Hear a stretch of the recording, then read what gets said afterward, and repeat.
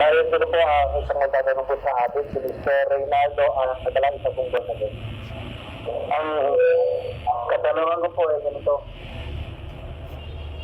Ano bang ibig sabihin ng John 3:16? Sino ba ang tinutukoy dito ng word? At paano mo ito ma-elaborate ng konti para sa kaliwanagan ko at para sa mga bunagi? At hintayin mo bang rapture talaga? Yan ang tanong ko. Kaya salamat kapatid na Ricky. Ano ba ibig sabihin ng John 3:16? Basahin natin yung John 3:16. Kapatid na Daniel sa English. For God so loved the world that He gave His only begotten Son, that whosoever believeth in Him should not perish, but have everlasting life. Sa Cebuanon, sabi diyan, kay gigugma sa Diyos ang kalibutan, sa pagkaagi nga gihatag niya ang iyang anak nga bugtong. Aron ang tanan nga mutuo kaniya, dili mawala, kundi may kinabuhi nga walay katapusan. Ano ibig sabihin nito? Ang ibig sabihin, si Kristo, sinugo ng Ama. Binigay niya sa kalibutan. Dahil sa pagmamahal ng Diyos sa sanlibutan, binigay niya ang kanyang bugtong na anak. Lihatag niya ang iyang anak na bugtong.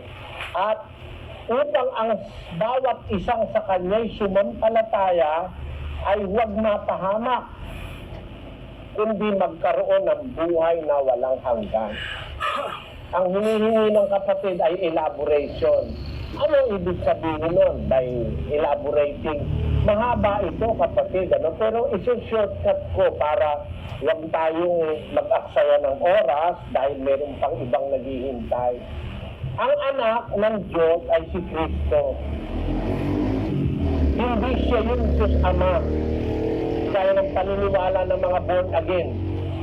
Tandaan mo, iba yung ibinigay kaysa sa nagbigay.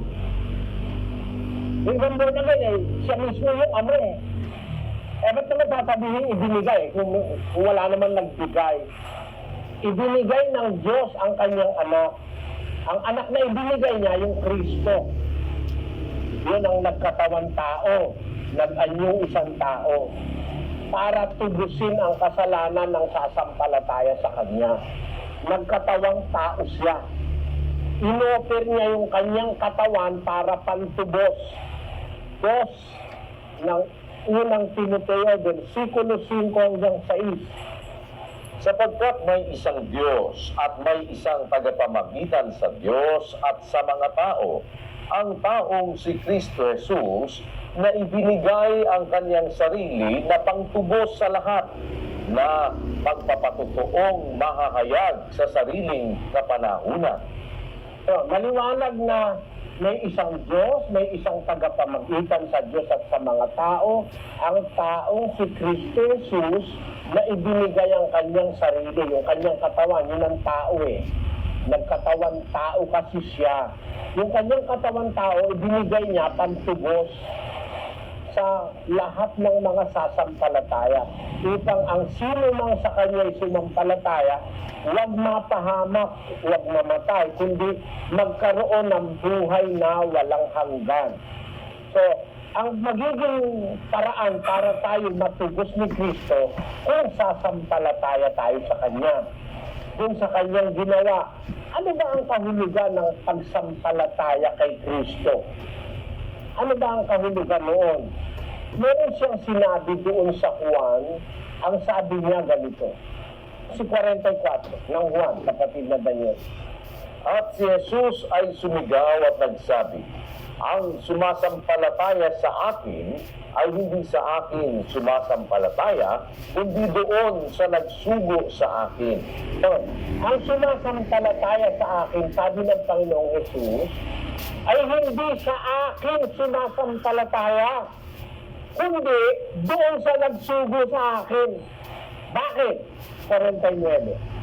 Sapagkat ako'y hindi nagsasalita na mula sa aking sarili, kundi ang Ama na sa akin ay nagsugo ay siyang nagbigay sa akin ng utos kung ano ang dapat kong sabihin at kung ano ang dapat kong salitain. Kaya pala naman sinabi ni Jesus na ang sumasampalataya sa akin, hindi sa akin sumasampalataya, kundi dun sa nagsugo sa akin. Kasi ang sabi niya, hindi ako nagsasalita sa ganang aking sarili. Kundi ang Ama na sa akin ay nagsugo, siyang nagbigay sa akin ng utos kung anong dapat kong sabihin at kung anong dapat kong salitain. Kaya si Kristo, sinugo ng Ama sa mundo para magsalita ng salita ng Ama galing sa langit. Pag nakinig ka kay Kristo, sumampalataya ka, hindi ka kay Kristo direkto sumampalataya. Ang sinasampalatayanan mo, yung may-ari ng salita na sinasalita niya, at yun yung Ama na nagsugo sa Kanya. Kaya si Kristo nagiging kasangkapan ng Ama sa pagliligtas sa tao. Kaya sabi ng Biblia, binigay ng Diyos sa kanyang pagsinta, binigay niya ang kanyang bugtong na anak upang ang sumampalataya sa anak huwag mapahamak. Bakit? Kasi pag sinampalatayanan mo ang anak, ang lumalabas, ang sinasampalatayanan mo, yung ama na may gustong maligtas ka. Ang may gusto kasi maligtas tayo, ang ama originally.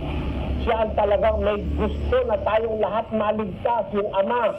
So, sa pagsinta ng Ama sa sanlibutan, ibinigay niya yung kanyang anak para kung ang sino man sumampalataya sa anak, maligtas. Bakit? Kasi pagka sumampalataya ka sa anak, ang masasampalatayanan mo, hindi naman siya, kundi yung Ama na nagsugo sa kanya. Kasi yung Ama ang nagsugo sa kanya para magligtas at magturo.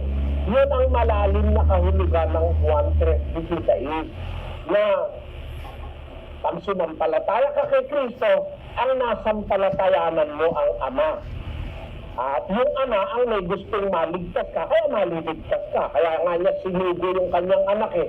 Kaya niya ibinigay yung kanyang anak para maligtas ang sanlibutan dahil mahal niya ang sanlibutan.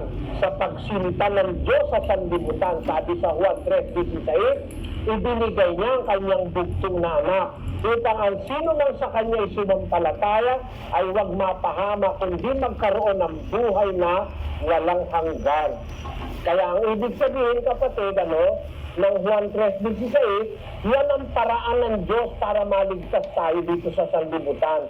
Ang may gustong maligtas tayo ang Ama, sinugo niya yung kanyang anak, yung anak niya nagturo, ang itinuro ng anak, yung galing sa Ama. Pag sumampalataya ka sa tinuro ng anak, ay nasampalatayanan mo yung Ama. At yun ang kaligtasan mo. Yun ang sinasabi ng talata. Maraming salamat po. Tama.